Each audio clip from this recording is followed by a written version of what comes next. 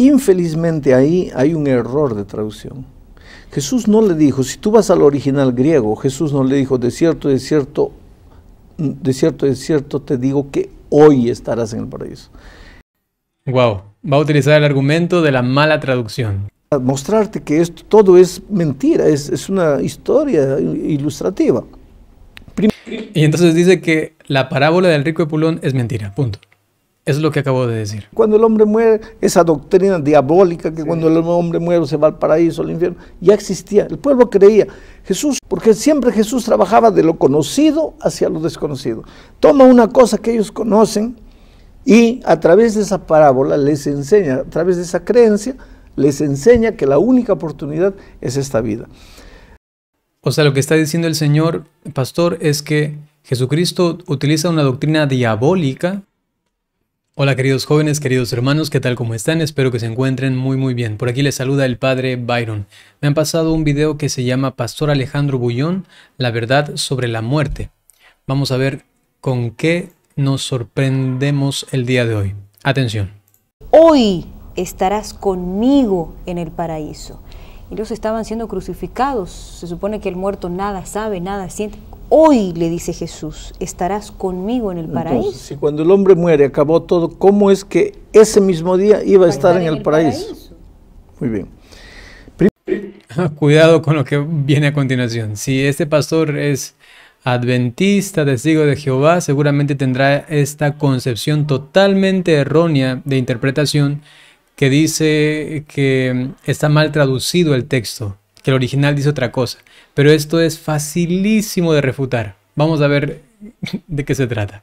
En primer lugar, tienes que entender que la Biblia no fue escrita en español, fue escrita en griego y fue traducida al español. Infelizmente ahí hay un error de traducción. Jesús no le dijo, si tú vas al original griego, Jesús no le dijo, de cierto, de cierto, de cierto, de cierto te digo que hoy estarás en el paraíso. Wow, va a utilizar el argumento de la mala traducción. Pero digo, eso es facilísimo de aclarar. Veamos. Wow, no puedo creer que hasta ahora permanezcan con esta intención de cambiar el texto con un fundamento que no tiene sentido. Atención. En el griego original dice así, de cierto te digo hoy estarás conmigo en el paraíso.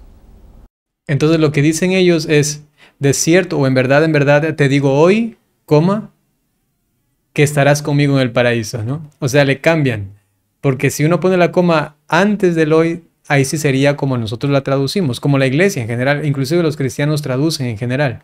En verdad te digo, dos puntos o coma, hoy estarás conmigo en el paraíso. Pero en cambio ellos dicen, en verdad te digo hoy, coma o dos puntos, estarás conmigo en el paraíso, que significan dos cosas totalmente distintas. Por un lado sería, hoy te digo esto, y la otra sería, hoy estarás conmigo en el paraíso. Dos cosas totalmente distintas. Pero como los adventistas y testigos de Jehová no creen en la inmortalidad del alma, básicamente proponen interpretaciones que delante de esos textos que dicen, pero después de la muerte hay algo más y el alma sigue viva, entonces proponen esas interpretaciones muy rebuscadas. ¿Y por qué muy rebuscadas? Por lo siguiente. Es algo muy pero muy sencillo, por si acaso ustedes llegan a escuchar. Ya vamos a continuar viendo el video. Jesús nunca utilizó en verdad te digo hoy, como una expresión judía. En verdad te digo hoy. No, Jesús siempre dijo, en verdad les digo. Básicamente esta fue la expresión. Y otras parecidas, pero que nunca decía en verdad te digo hoy o les digo hoy. Entonces los 4 evangelios que hablan de Jesucristo diciendo en verdad les digo, solamente en este de aquí, en este de Lucas, solo ahí se le salió a Jesús y dijo algo que nunca antes había dicho. En los demás textos siempre fue en verdad les digo y luego lo que continuaba. Pero aquí, solamente aquí, se le ocurrió decir en verdad les digo hoy. Dos puntos y luego lo que continúa. Eso no tiene sentido al respecto de la forma de hablar de Jesús. Es el primer argumento. Segundo argumento. Cada vez que Jesucristo utilizaba el hoy en los evangelios, lo hacía para referirse a una temporalidad de un acontecimiento que se realizaba ese mismo momento o ese mismo día. Tenemos en el Evangelio de Mateo, de Marcos y de Lucas muestras claras al respecto de esto. Aquí tengo anotadas unas citas bíblicas. Lucas 4:21. Esta escritura se ha cumplido hoy. Lucas 19:9. Hoy ha llegado la salvación a esta casa. Hoy ha llegado la salvación a esta casa. Mateo utiliza 10 veces hoy y las 10 veces es en ese mismo contexto, que hoy se está cumpliendo algo, se está realizando algo. Marcos, una vez. Lucas, 12 veces. Y por otro lado, la expresión en verdad les digo, nunca iba acompañada de en verdad les digo hoy. Y para muestra, Juan 21:18, Mateo 5:26, Juan 3:3, Juan 3:5, Juan 3:11 y Juan capítulo 13, versículo 38. Entonces, atribuir a Jesucristo una expresión que nunca utilizó parece descabellado. Atribuir a los evangelistas que escribieron los textos sagrados que solamente en un solo versículo ahí hayan cambiado la forma, pero en el resto siempre es como le conocemos, pues también es descabellado. En consecuencia, dos cosas sencillas y claras. Primera, Jesucristo no hablaba diciendo en verdad te digo hoy o les digo hoy. No. En verdad te digo, en verdad les digo. Punto. No era su forma de hablar. Segundo, cada vez que los evangelios hablan de el hoy, este término, siempre hace referencia a algo que se cumple en ese día. La promesa no era que ese día iba a estar con Jesús en el cielo, en el paraíso. La promesa era hoy, que estaría en el paraíso. ¿Cuándo? Cuando Cristo vuelva, pues Él tendría la salvación garantizada. Ahí está explicando eso, diciendo, no significa que hoy estarás conmigo en el paraíso, sino que te digo hoy. Y algún día, cuando yo vuelva, estarás conmigo. Pero tú me vas a decir, pero pastor, no es una explicación un poco forzada, porque que griego, que hebreo, que original. No es forzada. Y te voy a explicar, porque la Biblia se explica sola. En San Juan capítulo 20, versículo 16, ya Jesús resucitó, ya es el tercer día, ya había muerto el viernes, ya pasó el sábado, ahora ya es domingo, ya resucitó. Jesús se presenta a María, versículo 16, 20:16. Jesús le dijo, María, volviéndose ella, le dijo, Raboni, que quiere decir maestro. Y el siguiente versículo, Jesús le dijo, María, no me toques, porque aún no he subido a mi Padre, mas ve a mis hermanos. Espera un poco. Si el viernes Jesús murió y le dijo al ladrón, hoy vas a estar conmigo en el paraíso, ¿cómo es que el domingo Jesús le dijo a María, María, no me toques porque todavía no he subido? Entonces ahí está la explicación de que el error es un error de traducción. Muy mal, pero muy mal. Quizás si alguien no tiene mucho conocimiento, quizás se deja confundir y por eso seguramente le siguen, ¿no? Pero qué mal, esto es teología básica. Esto es teología básica. Cuando Jesucristo dice, hoy estarás conmigo en el paraíso, está haciendo referencia a que Él está también siempre con el Padre. Él está siempre en el cielo, porque en Cristo existe una naturaleza divina que está unida, esta naturaleza, a las otras divinas personas, al Padre y al Espíritu Santo. Eso es lo que se conoce la Trinidad inmanente. Jesucristo, por su naturaleza divina, está en unión con el Padre.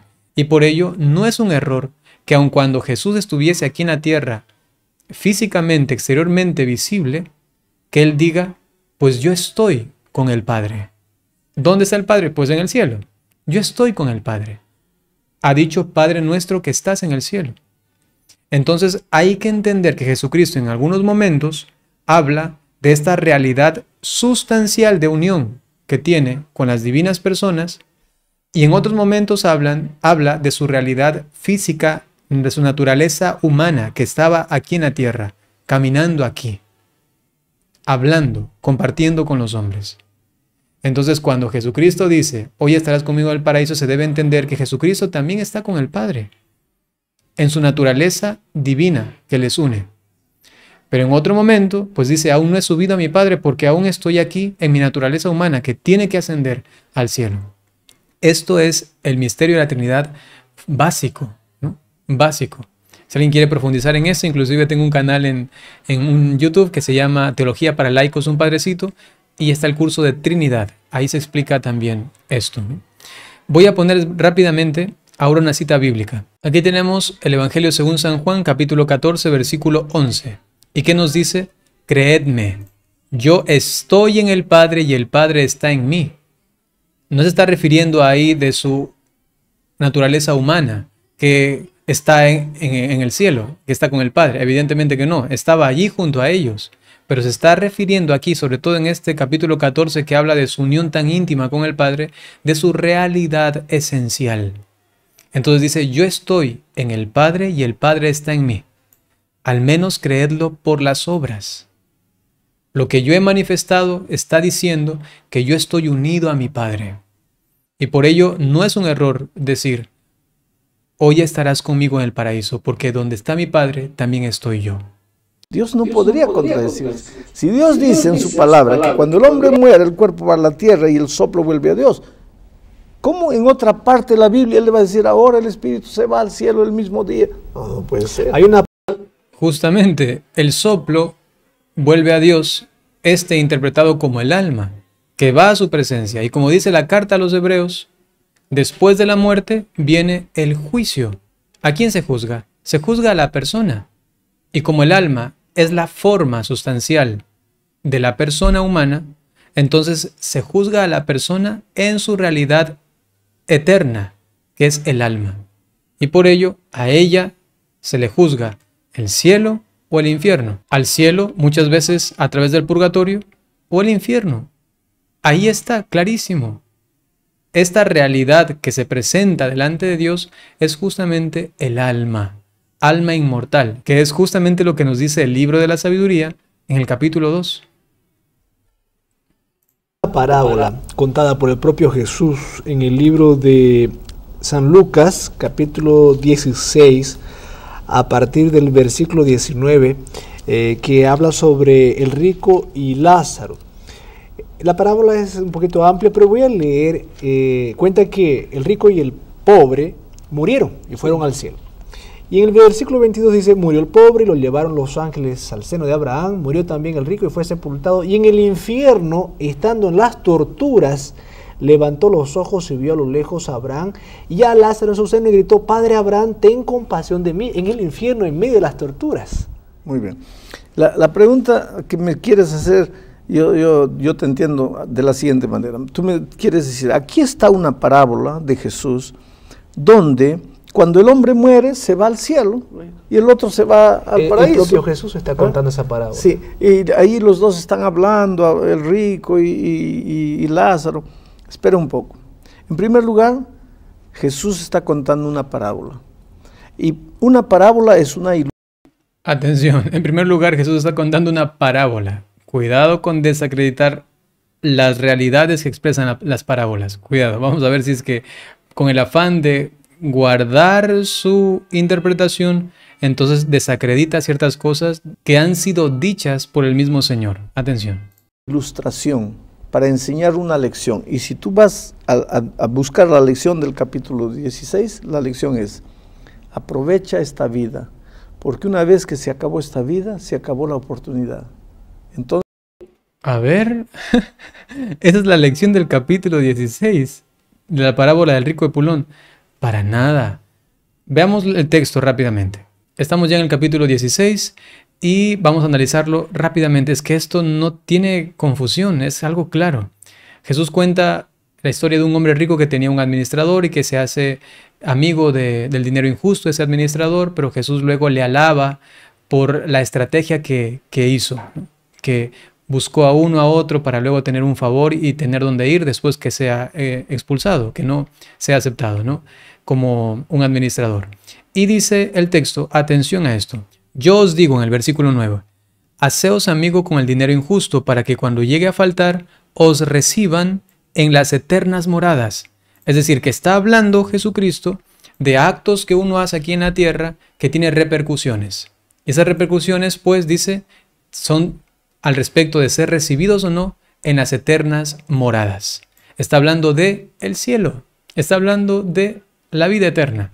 Entonces ha hablado sobre esta primera historia para concretar lo siguiente. Cuidado con lo que hacen aquí en la tierra, porque según lo que hacen aquí, luego pues tendrán sus moradas eternas. ¿Recibirán o no esas moradas eternas?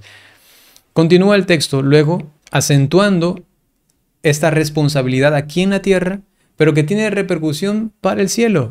Ese es el sentido. Atención, sé fiel en lo poco y también luego serás fiel en lo mucho, básicamente. Ningún criado puede servir a dos señores porque aborrecerá al uno. Y ahí pone una contraposición entre Dios y el dinero.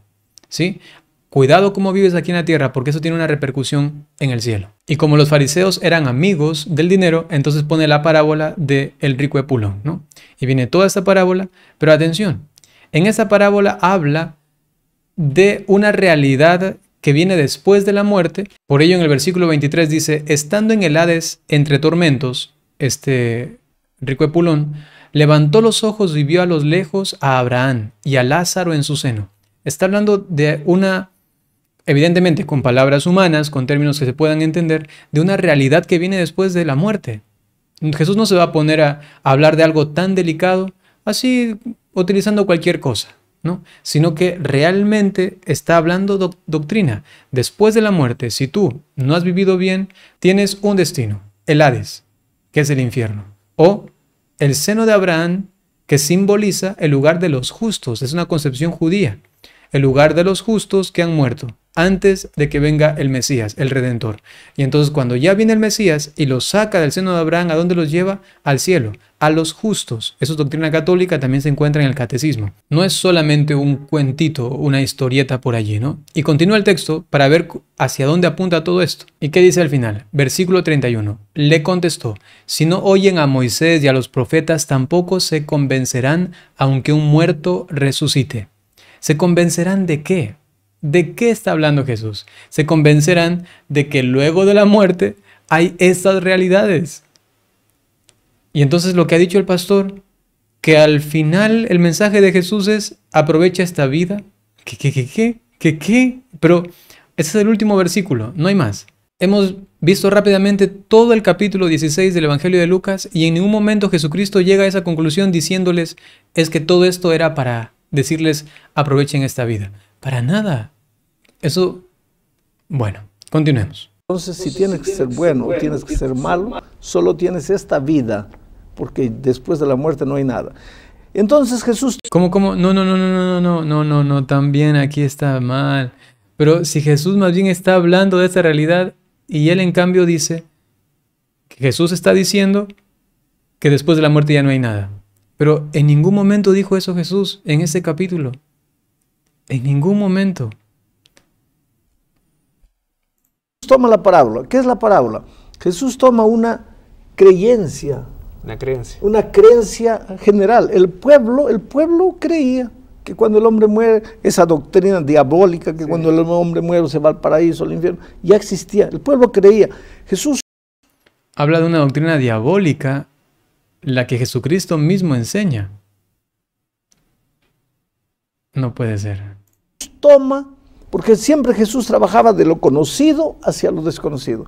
Toma una cosa que ellos conocen y a través de esa parábola les enseña, a través de esa creencia, les enseña que la única oportunidad es esta vida. O sea, lo que está diciendo el Señor, pastor, es que Jesucristo utiliza una doctrina diabólica para enseñarles a sus discípulos que aprovechen esta vida, que se comporten bien en esta vida, porque después no hay nada. Eso es una confusión tremenda. Cualquier pedagogo, profesor, sabría por lógica, inclusive hasta ni siquiera un pedagogo, alguien con lógica, sabría que utilizar algo de tal envergadura con un mensaje que apunta a la realidad solamente terrena, sería totalmente contraproducente porque entraría en una confusión total. Pero Jesús nos habla de la realidad allá, pero luego hablas de eso que es una doctrina diabólica, pero para decirnos que eso no existe, pero tú nunca nos dijiste que eso no existe. Más bien nos estás diciendo que allí sucede esto y esto otro, no. ¡pum!, explota la cabeza. ¿Qué es esto? No sé. A menos que esté muy confundido, uno puede llegar a esto, ¿no? Los que conocemos de estudio de la Biblia, sabemos que parábolas no enseñan doctrinas. Por lo tanto, aquí se está enseñando una lección moral, no se está enseñando una doctrina. La doctrina del estado de los muertos es cuando el hombre muere y acabó todo. Hay unas incoherencias para... Bueno, no, es que no sé. Aquí ya todo lo que va a decir va a ser con base a esto que ya hemos explicado que es un error, ¿no? Por ejemplo, la parábola del hijo pródigo, allí evidentemente que hay una cuestión moral, pero no es lo central. Está hablando del misterio de Dios. Está hablando de la misericordia de Dios. Cómo el Padre, a pesar de que el hijo se ha portado mal, es capaz de perdonarlo, acogerlo en su familia. Aquí no está hablando de la moral de Dios. Está hablando más bien del misterio de Dios, de su capacidad para perdonarnos. Entonces las parábolas, aun cuando no son necesariamente y solamente doctrinales, evidentemente que hablan de doctrina. Evidentemente nos está hablando de una realidad de la fe, inclusive del misterio mismo de Dios. Esto es tremendo, ¿no? Y luego decir que los que estudiamos Biblia sabemos que la parábola no habla nunca de cuestiones doctrinales. Perdón. Mostrarte que esto todo es mentira, es una historia ilustrativa. Y entonces dice que la parábola del rico Epulón es mentira, punto. Eso es lo que acabo de decir. Bien, queridos hermanos, sencillamente eso quería compartir con ustedes. Disculpen, pero es que ha dicho algunas cosas que sí que ya rebasaban, ¿no?, de incoherencia a nivel interpretativo, ¿no? Entonces, si por ahí se me escapó alguna cosa, disculparán. Voy a darles ahora sencillamente la bendición. El Señor esté con ustedes. La bendición de Dios Todopoderoso por intercesión de la Santísima Virgen María, San José y todos los ángeles y santos. En el nombre del Padre, y del Hijo, y del Espíritu Santo. Hasta pronto.